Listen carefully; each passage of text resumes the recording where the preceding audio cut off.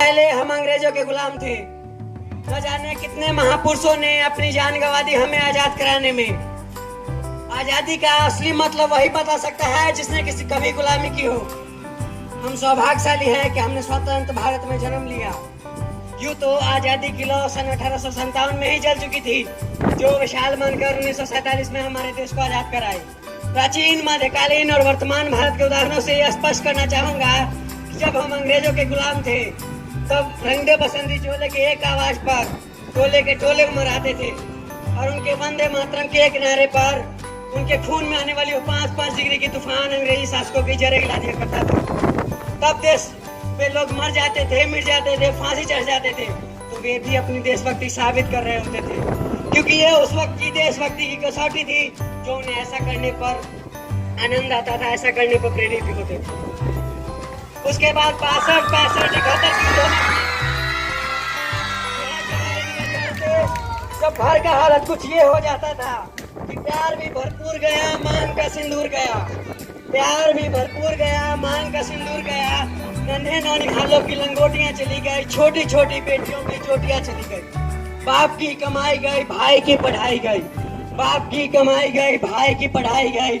ऐसा एक विस्फोट हुआ, पता ही नहीं चला, जिस्म की कई बोटियां ही चली गई। और आपके लिए तो बस एक आदमी मरा है साहब, और आपके लिए तो बस एक आदमी मरा है साहब, किंतु हमारे घर की तो रोटियां ही चली गई, हमारे घर की तो रोटियां ही चली गई।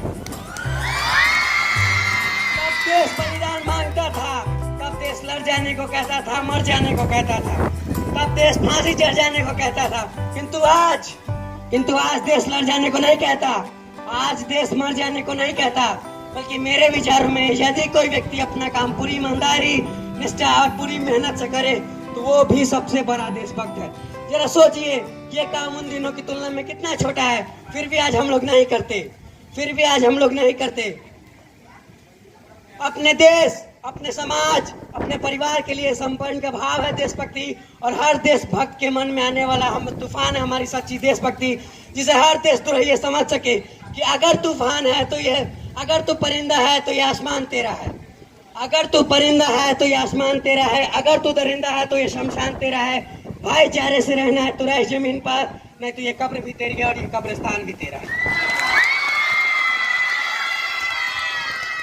मैं नहीं मानता कि साल में 2 बार झंडा ले लेना ही देशभक्ति है। मैं नहीं मानता कि अपने इंस्टा, व्हाट्सएप और फेसबुक की डीपी को 3 रंग में रंगना देशभक्ति है। अगर आप कहेंगे कि साल में 2 बार झंडा ले लेना देशभक्ति है, तो मैं आपसे पूछना चाहूंगा कि वो फुटपाथ पे खड़ा वो लड़का जब ट्रैफिक की छाव में नंगे पांव में तिरंगा बेच रहा होता है तो क्या आप उसे उसकी देशभक्ति कहेंगे? ये उसकी देशभक्ति नहीं है, उसकी पेट की भूख की शक्ति है जो उसे ऐसा करने पर मजबूर करता है। क्योंकि न मस्जिद को जानते हैं, न शिवालय को जानते हैं, न मस्जिद को जानते हैं, न शिवालय को जानते हैं। जो पेट के भूखे होते हैं ना, वो सिर्फ और सिर्फ भोजन के निवालों को जानते हैं, वो सिर्फ और सिर्फ भोजन के निवालों को जानते हैं। न सरकार मेरी है, न रब मेरा है, न सरकार मेरी है, न रब मेरा है, न ही ये बड़ा सा नाम मेरा है। बस इतनी सी बात का गुरूर है मुझे, मैं इस देश का हूँ और ये देश मेरा है और ये देश मेरा है। एक वैचारिक बीमारी हमारे समाज में आज भी हमको नजर आती है।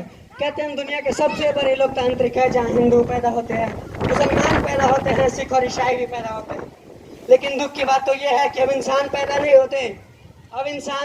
होते। मेरे ख्याल से न हिंदू की जरूरत है, न मुस्लिम की जरूरत है, न हिंदू की जरूरत है, न मुसलमान की जरूरत है। देश को आगे बढ़ाने के लिए बस एक सच्चे इंसान की जरूरत है, बस एक सच्चे इंसान की जरूरत है। इन सभी तमाम चीजों से बाहर निकलना पड़ेगा। हमें जितनी अपनी धर्म, अपनी जाति प्यारी है, उतनी हमें दूसरे की जाति, दूसरे के धर्म की सम्मान करनी चाहिए, उनकी आदत करनी चाहिए। जय शक्ति। आपको जानकर आश्चर्य होगा कि जिस देश ने दुनिया को नालंदा और तक्षशिला देकर विश्वविद्यालय शिक्षा की बुनियाद रखी, आज विश्व के सर्वश्रेष्ठ 100 विश्वविद्यालय में हमारा एक भी विश्वविद्यालय नहीं आता। जिस देश ने दुनिया को तक्षशिला और नालंदा दिया, उसका एक भी विश्वविद्यालय आज दुनिया के सर्वश्रेष्ठ 100 विश्वविद्यालय में नहीं आता। और इस सभी असफलता का कारण है हमारा अंधविश्वास। क्योंकि जब तक हमारे देश का युवा अपनी सफलता के लिए मंदिरों में जा जाकर नारियल फोड़ फोड़ कर भगवान को रिश्वत चढ़ाता रहेगा, तब तक तो ना ये असफलता बिगड़ेगी, ना ही देश हमारा बिगड़ेगा। जब तक हमारे समाज का शिक्षित वर्ग ही बिल्ली के रास्ता काटने पर रुक जाएगा, तब तक हमारा देश आगे नहीं बढ़ेगा। हमें अपने देश को आगे बढ़ाने के लिए हमें इन तमाम अंधविश्वासों से बाहर निकलना पड़ेगा। हमारा देश तब